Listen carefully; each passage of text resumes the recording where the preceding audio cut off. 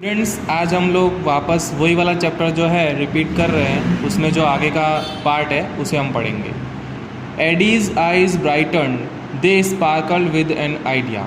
यानी कि एडी की जो आंखें हैं वो चमक उठी। They sparkle with an idea, एक उसके मन में एक विचार आया।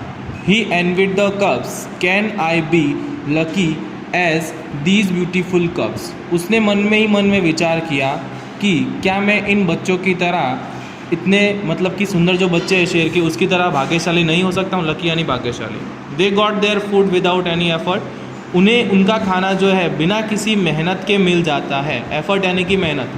Can I have a Hunter like there mother. क्या मेरे पास में उनकी माता की तरह कोई शिकारी हो सकता है। ही थॉट, उसने सोचा।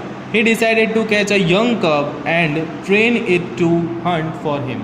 उसने ऐसा विचार किया कि वो अब क्या करेगा कि उनमें से किसी एक बच्चे को अगवा करेगा, यानी कि उसका किडनैप करेगा, और उसे वो फिर क्या करेगा, उसके लिए शिकार के लिए उन्हें ट्रेनिंग देगा, यानी कि उन्हें प्रशिक्षित करेगा। Then I shell only say, और उसके बाद तो उसे सिर्फ इतना ही कहना होगा, oh my dear go and kill a deer for me. यानी कि मेरे प्रिय जाओ मेरे लिए एक हिरण लेकर के आओ। देखो यहाँ पे ये डियर अलग है और ये डियर अलग है, दोनों की स्पेलिंग में अलग अलग फ़र्क है। My life will be very comfortable then. तो उसने सोचा कि उसका जीवन कितना अच्छा और सुखद हो जाएगा। He was quite please with his own idea. उसे अपने इस विचार के ऊपर बहुत ज़्यादा घमंड हुआ और उसे बहुत अच्छा लगा। He decided to follow cubs and steal one.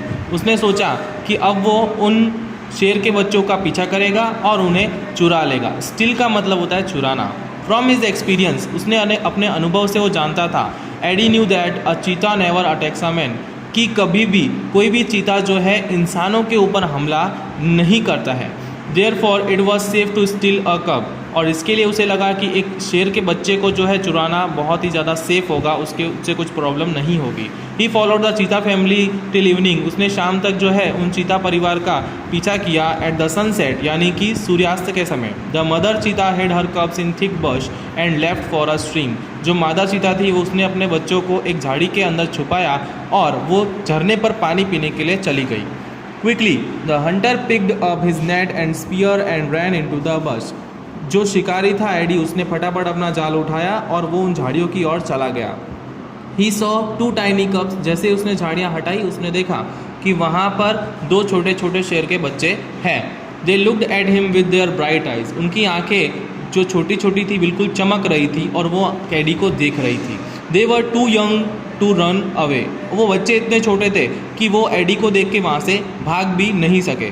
AD threw the net over them and the cubs were caught. Eddie ने जो है उनके ऊपर जाल फेंका और दोनों बच्चे जो है वो उसके कब्जे में आ गए।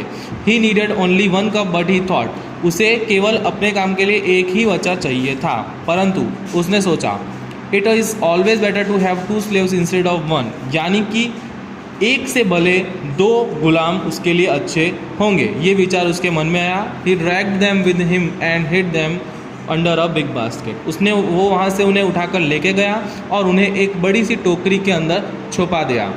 द मदर चीता रिटर्न आफ्टर अ वाइल। कुछ समय बाद जब माता चीता वहाँ पे वापस लौटी, she did not find her cups. उन्हें अपने बच्चे नहीं मिले। She looked all around. First of all she became angry and jumped wildly.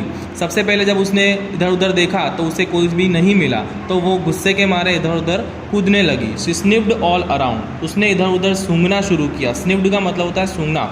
But alas, यानी कि पर उसे निराशा ही मिली। She could not find her deer babies. उसे अपने बच्चे नहीं मिल रहे थे। At last she became sad and started crying. अंत में वो बेचारी उदास हो गई और रोने लगी। She cried and cried for the whole night till the next evening. वो सुबह से लेकर के शाम तक और शाम से लेकर के रात तक रोती ही रही। उसके अलावा उसने कुछ भी नहीं किया, यहाँ तक कि वो अगले शाम तक भी रोती रही। She cried and cried until her tears made dark stains down her cheeks. She was still weeping. और वो इतनी रोई कि उसकी आंखों के नीचे काले रंग के जो है धब्बे यानी कि दाग बन गए थे। शी वॉज स्टिल वीपिंग, और वो अभी तक भी रो ही रही थी। एट नाइट द मदर चीता cried so loudly that she was heard by a wise man. जब रात के समय वो माता चीता रो रही थी तो उसकी आवाज़ जो है वहाँ पे रहने वाले एक विशेष व्यक्ति ने सुनी। वाइस मैन का मतलब होता है कि एक ईमानदार या कोई जो गांव का बड़ा व्यक्ति होता है उसकी बात हो रही है। The old man understood what had happened, उसने समझ लिया उस बूढ़े व्यक्ति ने कि क्या हुआ है। Immediately took his strong club and came out of his हट, उसने अपनी छड़ी उठाई और वहाँ से वो अपनी झोपड़ी से बाहर आ गया। दिस ओल्ड मैन शन्नो वॉज वेरी वाइज, इस जो बूढ़े व्यक्ति था उसका नाम था शन्नो।